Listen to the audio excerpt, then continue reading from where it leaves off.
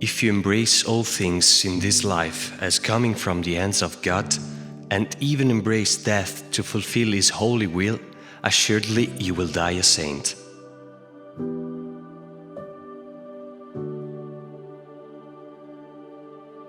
What is it that renders death terrible? Sin. We must therefore fear sin, not death.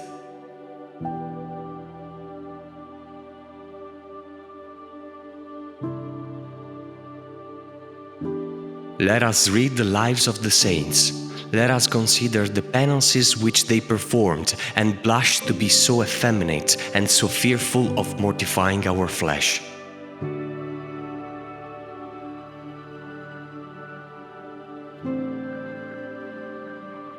By the law of nature, there is no pleasure in suffering, but divine love, when it reigns in a heart, makes it take delight in its sufferings.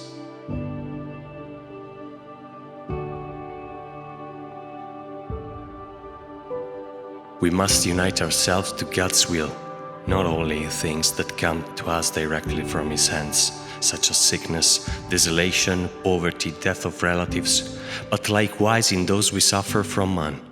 For example, contempt, injustice, loss of reputation, loss of temporal goods, and all kinds of persecution.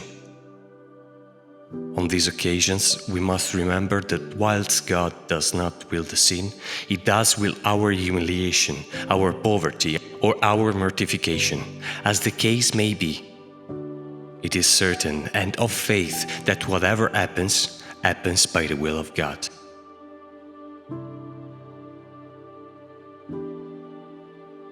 It is almost certain that excess in eating is the cause of almost all the diseases of the body, but its effects on the soul are even more disastrous.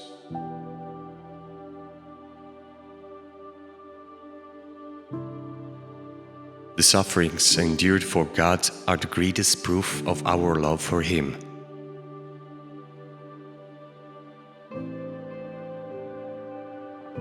To be silent when we are impelled to utter words injurious to God or to our neighbor is an act of virtue, but to be silent in confessing our sins is the ruin of the soul.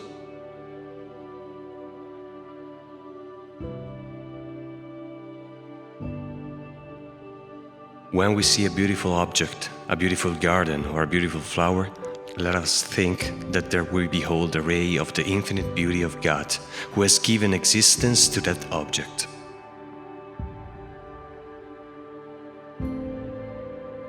The way to heaven is straight and narrow.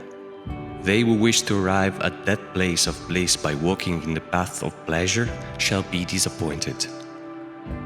And therefore few reach it, because few are willing to use violence to themselves in resisting temptations.